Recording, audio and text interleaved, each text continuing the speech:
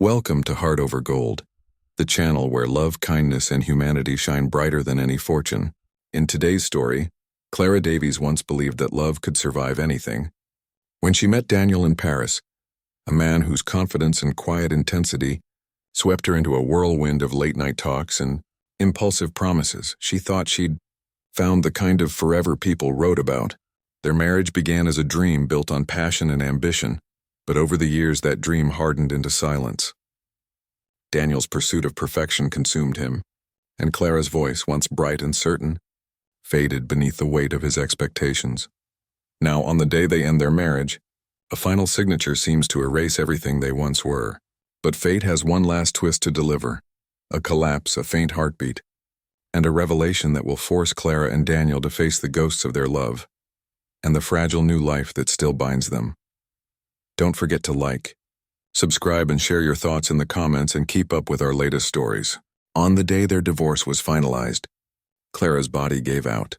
The baby, Daniel's mirror image, and the silence between them filled the room like a scream no one dared to make. The civil registry reeked of stale paper and wet ink, that sterile scent of bureaucracy that clashed with the ruins of what they once were. Clara and Daniel faced each other from opposite sides of a narrow table.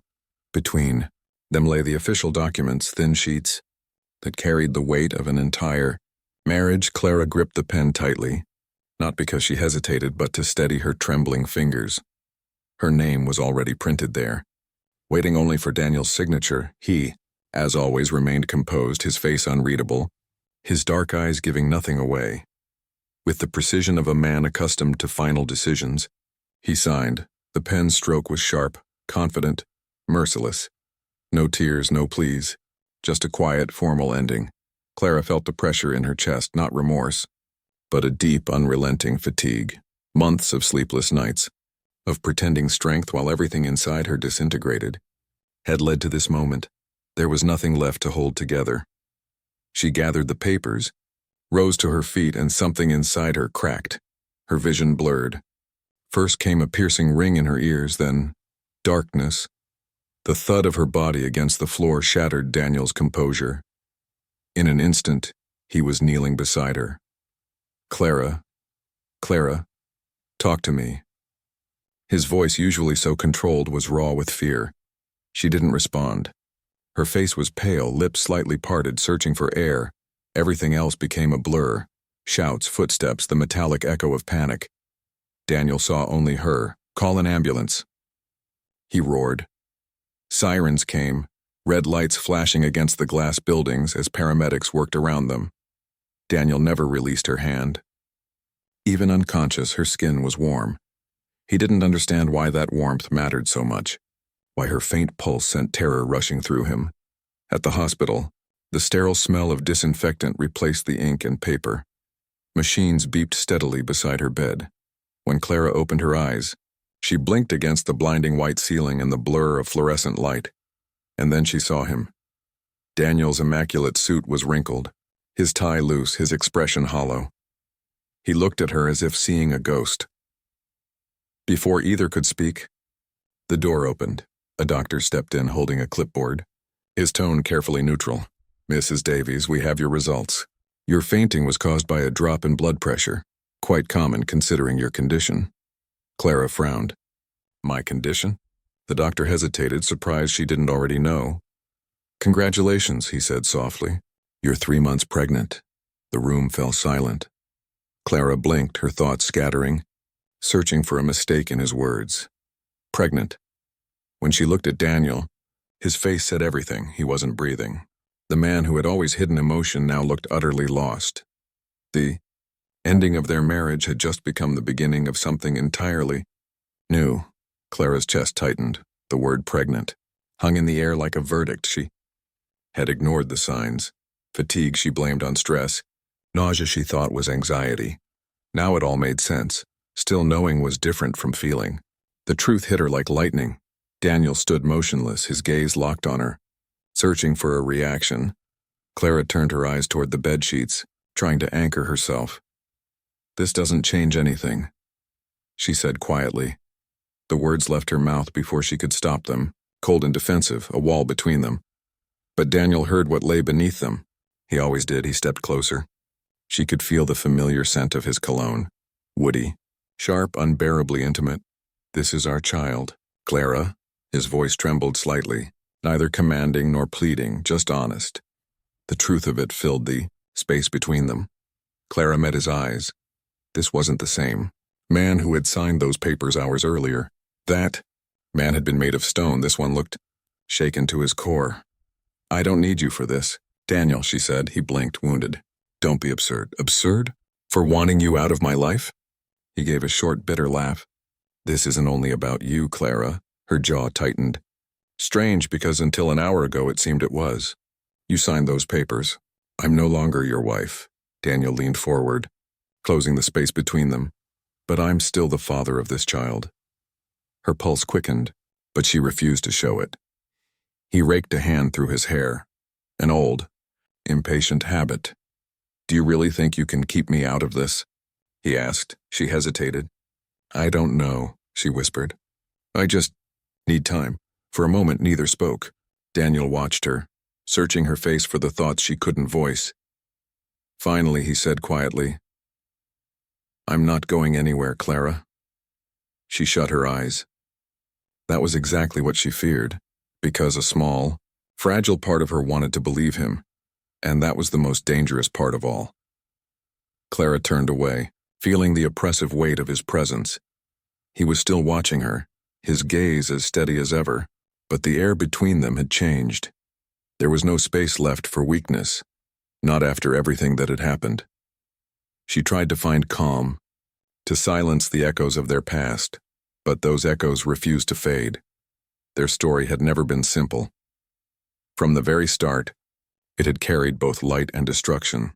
They met by chance in Paris, Clara attending a conference, Daniel there for business, two strangers in a foreign city, drawn together as if by design. He was confident, effortlessly magnetic, and when he looked at her, she felt seen in a way she hadn't for years. Clara had never been impulsive, but that night when Daniel asked her to dinner, she said yes. Paris became their beginning, dimly lit restaurants, whispered dreams, promises made in the dark. He made her feel alive. The world seemed brighter beside him. Back home, everything moved fast. Dating became engagement. Engagement became marriage, and for a while, it all seemed flawless. But perfection never lasts. The cracks appeared quietly.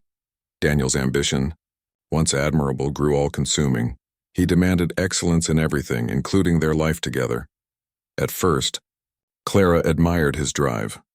Then she realized it left no space for her. Dinners turned into silence, nights into waiting. Daniel stopped coming home before midnight. When he did, he was distant, exhausted. Their conversations became polite exchanges, nothing more. Clara kept hoping it was temporary, but then came the subtle control, the comments, the looks, the quiet rules. "You don't need to work. I can take care of everything."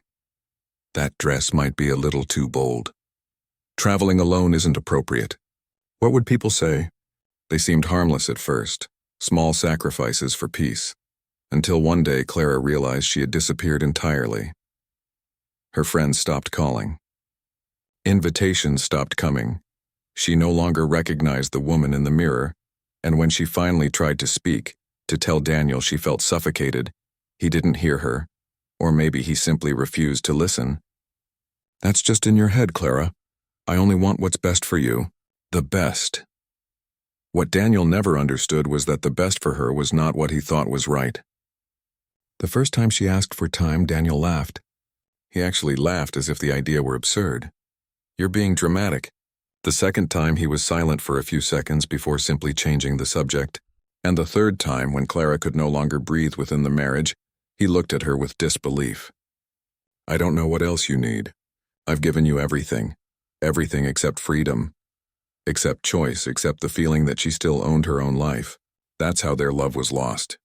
Not in a big scandal, not in a devastating betrayal, but in the slow, irreversible erosion of a marriage that stopped being a home. And now, they're in the hospital, forced to face the man she once loved more than anything. Clara felt as if she were back in that moment. The past infiltrated the present like a ghost that refused to disappear. Daniel was no longer her husband. He no longer had control over her, but somehow he still had power over her feelings, and that terrified her.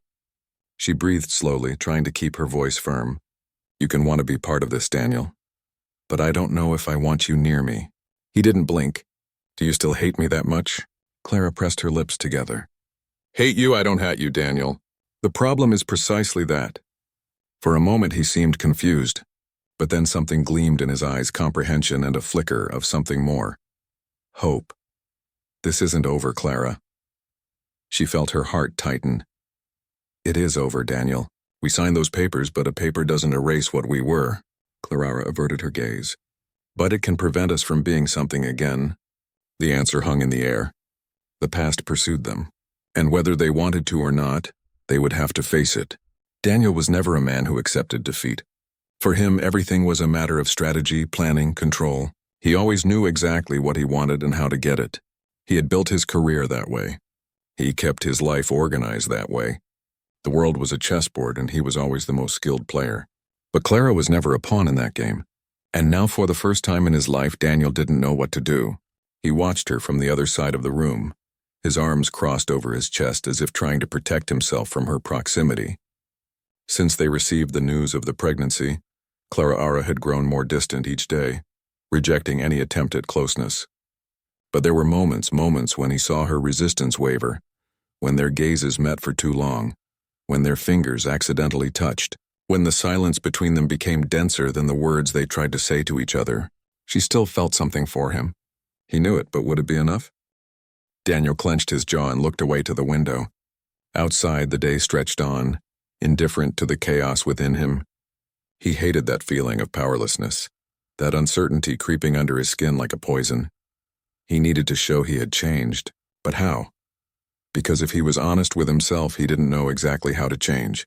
Clara had always been Heist's exception, his ruin and his salvation, and now everything depended on his ability to convince her that he would never leave her alone again. He turned to look at her again, observing the way she kept her gaze fixed on the floor, her arms still crossed like an invisible barrier. "You can't push me away from this, Clara."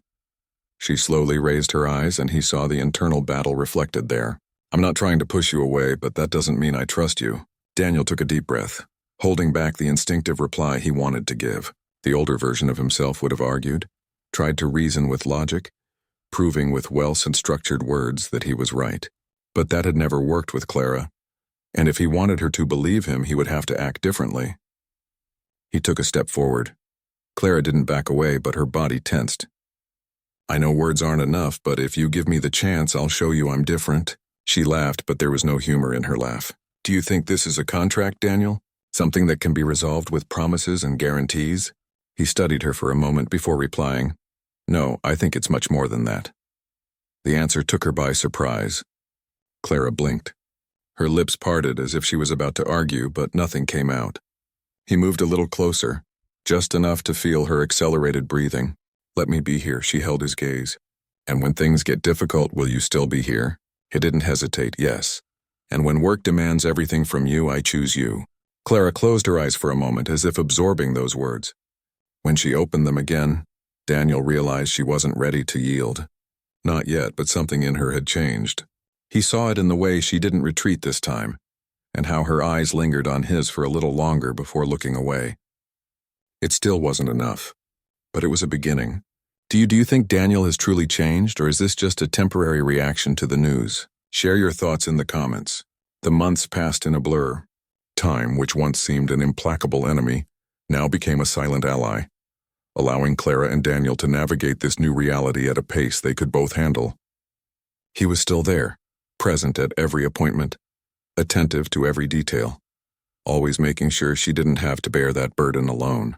And Clara, little by little, began to allow herself to trust it. Not completely, not without reservations, but enough to accept the hot coffee he handed her without her having to ask, to let him walk her home when she was too tired to drive. Enough to allow him to be near, and then in an instant everything crumbled. It was an ordinary day, or at least it should have been. Clara left the doctor's office with a discreet smile. The pregnancy was going well. The baby was healthy. And for the first time in a long time, she felt light until she saw Daniel across the street. She knew he would come for her. He always did lately. But there was something different about him that day. Something tense, rigid. Clara frowned and crossed the street, feeling a growing unease in her chest. "Is everything all right?" Daniel didn't answer immediately. His jaw was tight, his dark eyes laden with something she couldn't decipher. And then he blurted out, "Were you with him?" Clara blinked, confused. "With whom?" "Edward." The name came out laden with venom. And only then did Clara understand. Edward was her former colleague, a friend, someone who had been close when her marriage began to fall apart, offering support without ever overstepping boundaries. But Daniel always hated Edward. He always saw him as a threat, even though Clara had assured him countless times that there was nothing between them beyond friendship. She felt a tightness in her chest. "Daniel, I ran into him by chance. We talked for a few minutes and nothing more." But he was no longer listening. "Sure, it was just a coincidence, right? The same guy who spent years waiting for me to make a mistake so he could get close to you." Daniel's tone was becoming harsher, colder, and in that instant, Clara felt transported back to the past, to a time when her every word was analyzed with distrust, when her every movement was a possible threat to the control Daniel insisted on having over her. And the worst part, she saw in his eyes that he perceived it too. That is, saw the exact moment she closed herself off again.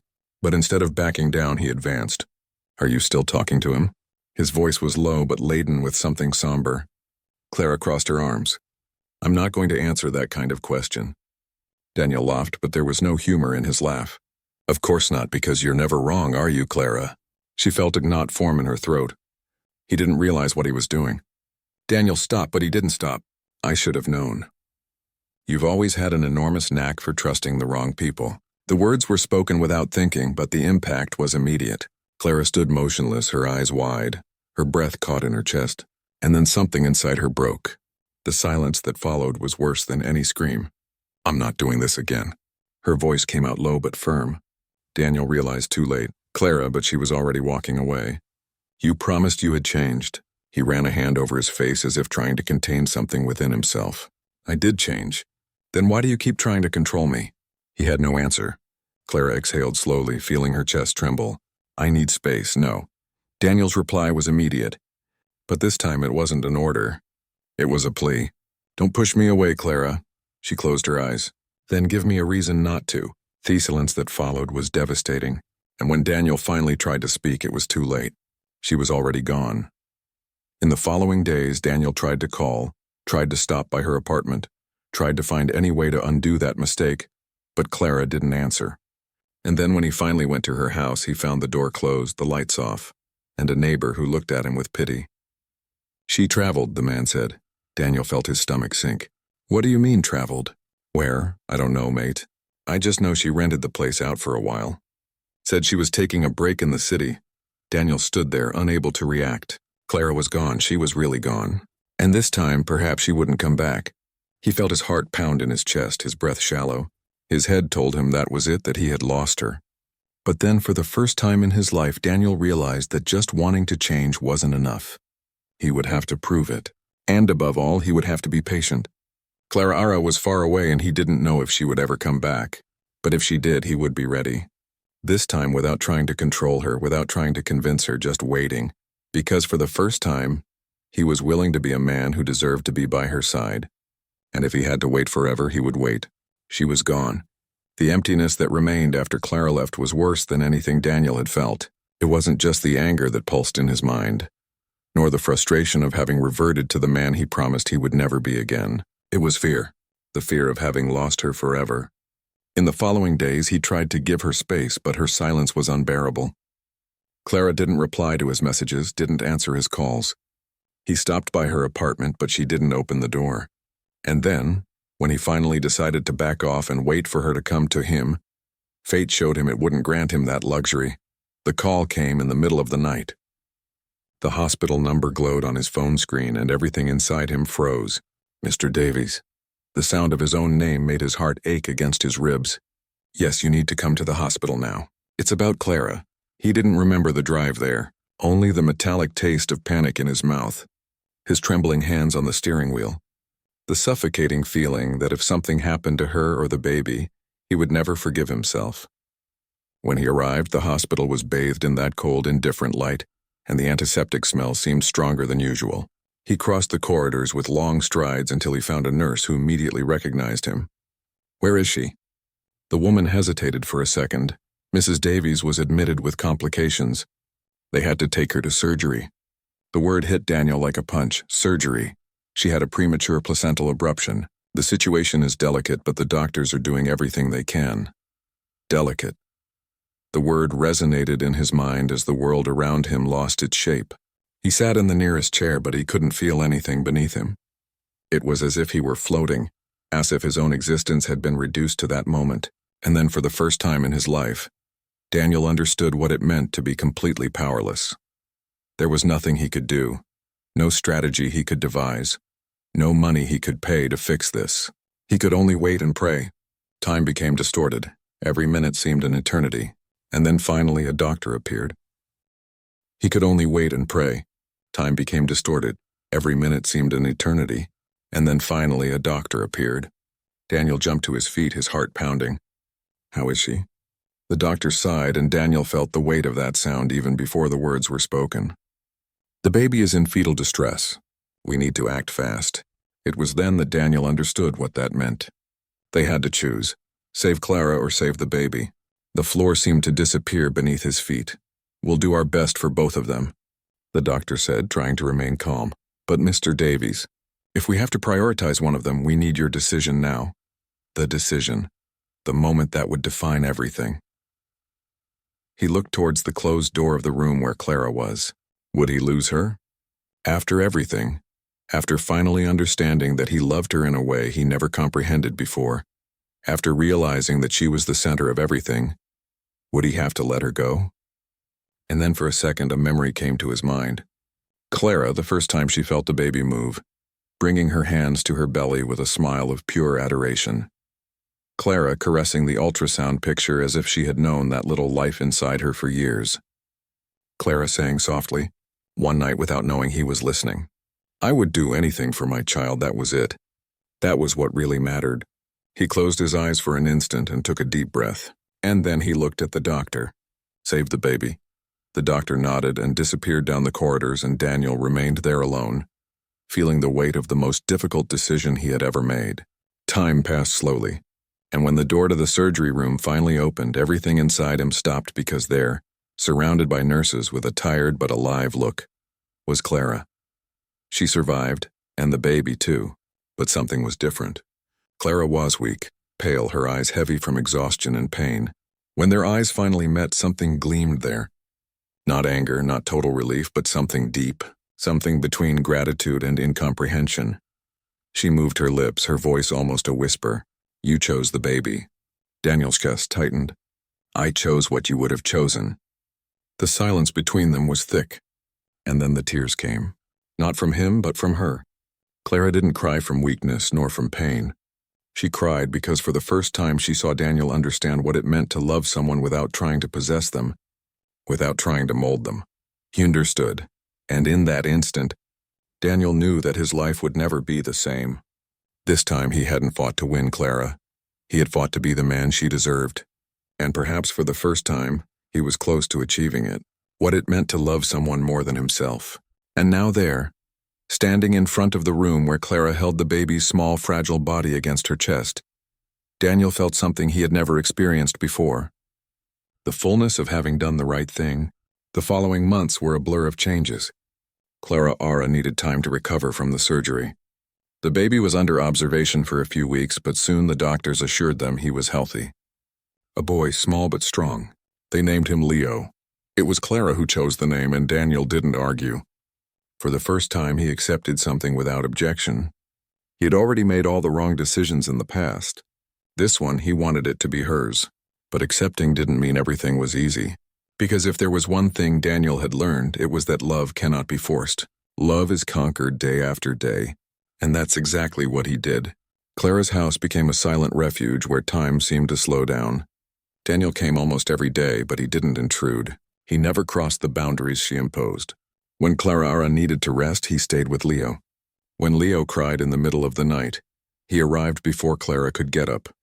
And when she felt lost, exhausted, overwhelmed with it all, Daniel simply was there without demanding, without pressuring, waiting. And Clara realized.